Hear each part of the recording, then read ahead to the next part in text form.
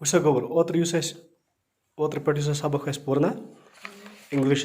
तुंदस मज पोर global warming ठीक है ग्लोबल वार्मिंग पोर ग्लोबल वार्मिंग मज पोर कि वकिन किस इंसानस यमन आफतन हुंद मकाबल यमन मुसीबतन हुंद मकाबल यमन आफतन हुंद मकाबल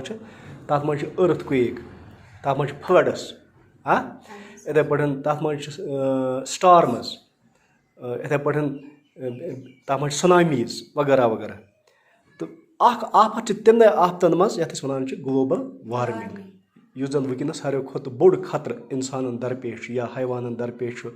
या यथ जमीनस पे रोजन वालन कुलियन कुजन प्रथ कुन जानदार चीजस यमो खतर वनस सारे खुद ज्यादा सह गई ग्लोबल वार्मिंग क्या गई सो ग्लोबल और मे वो तुम ये ग्लोबल वार्मिंग मतलब go increase of temperature increasing temperature of earth surface जमीन जमीनस पे रोजान या जमीनस पे इंसान हैवान कुल कुज वगैरह ये पे रोजान अत अमिस जमीन जन टेम्परेचर अमिच गर्मी यह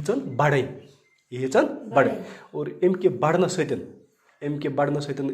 लज ये जमीनस पे मुख्तलिफ कस्म मौसमी तब्दीली गसने ठीक है और ये वो कि यम वनस आज वुचान मौसम यानी अस बासान कि सोन मौसम जन ये मज रोजान ये वन यह दुनिया पे जन्नत क्या वन दुनिया पे जन्नत पन्नो पहाड़ों किन कुलो कुजो किन यम जन सब्ज घास मैदान ये सानी मज खूबसूरत पहाड़ खूबसूरत कल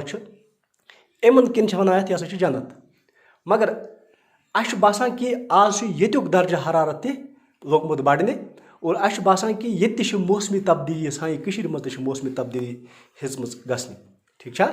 यानी वुचान कि वक्त पे शीन पेवान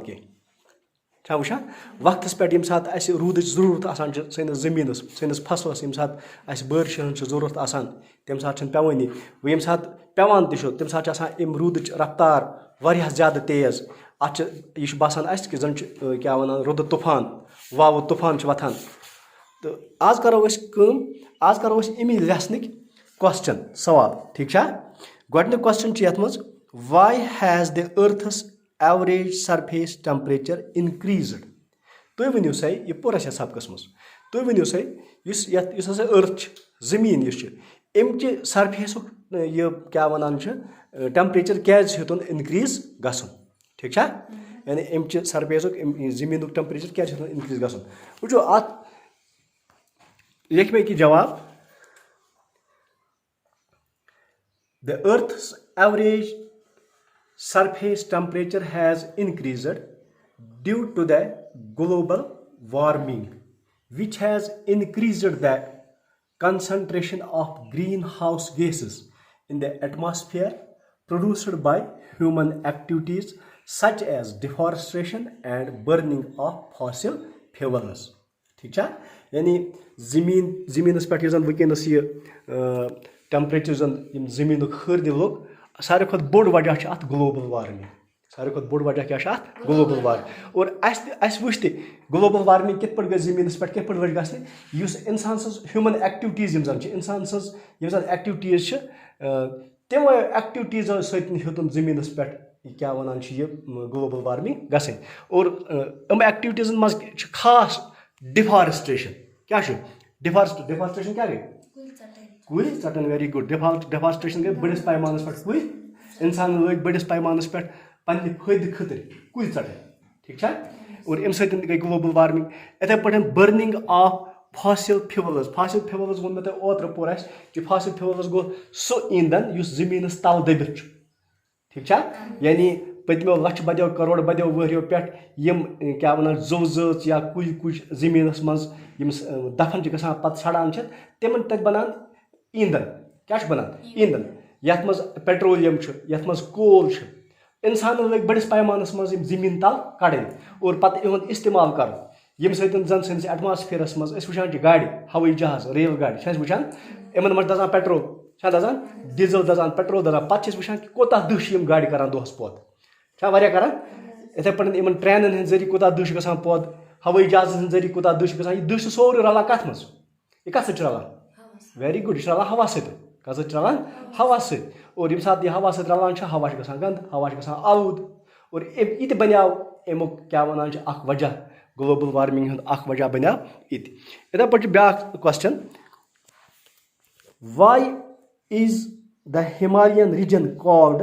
the water tower of Asia वो यपर हिमालयन रीजनस क्या वनान वाटर टावर ऑफ एशिया यानी एशियन कॉन्टिनेंटस मज बराज़म एशियास मज यम मुल्क बराज़म एशियास मज यम मुल्क यथ मज पाकिस्तान अत मज हिंदुस्तान अत मज अफगानिस्तान अत मज भूटान अत मज नेपाल अत मज तिब्बत अत मज बर्मा इथे पे श्रीलंका यम सारी मुल्क यम गई एशियन कंट्रीज क्या गई एशियन कंट्रीज या वनोक एशियाई ममालिक हसा गई तम मुल्क यम जन बराज़म एशियास मज वन तुम वन सा हिमालय क्या हिमालयस क्या वन यह वाटर टावर ऑफ एशिया यानी अस वो कि यह जन कोह हिमालयस पे बड़ बड़ शीनिक समंदर 30,000 किलोमीटर 30,000 स्क्वायर किलोमीटर एरियास पे फैलित यम शीनिक समंदर और यह शीन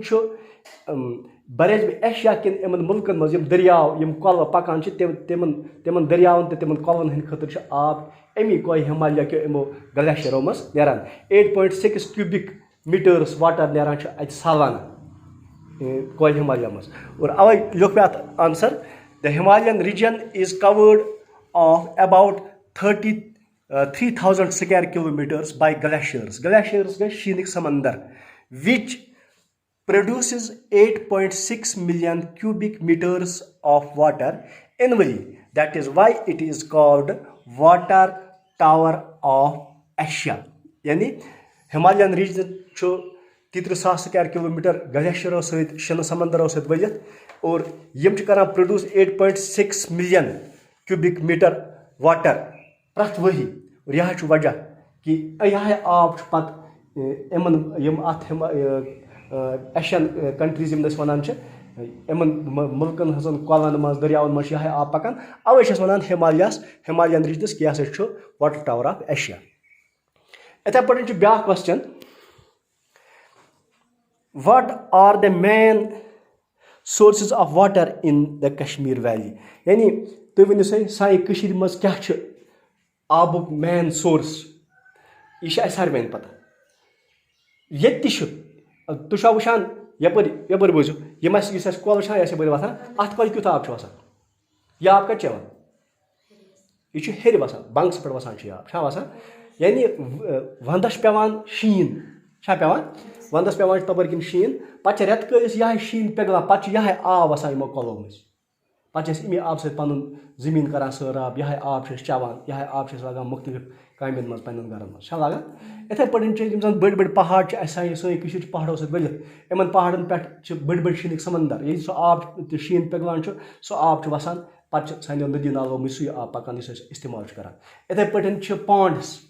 इथे पे स्प्रिंग्स पॉन्ड्स गए सर लेक्स सान मज बड़ वलर लेक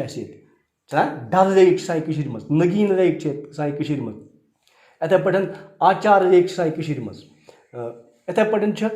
क्या वन स्प्रिंग्स मुख्तलिफ किस्मिक नाग यम सान आबिक सोर्स मज अमो पे आब करान हासिल अवे लिख मे कि मज flood plain lakes high altitude Himalayan lakes wetlands of different dimensions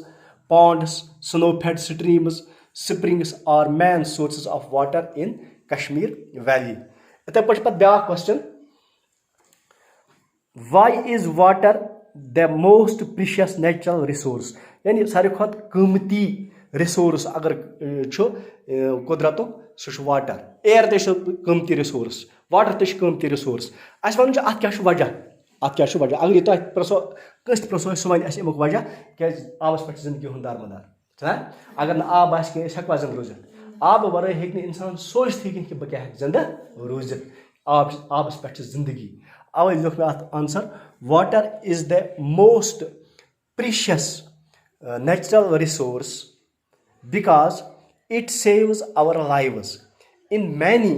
ways. such as we drink it because we cannot live without water.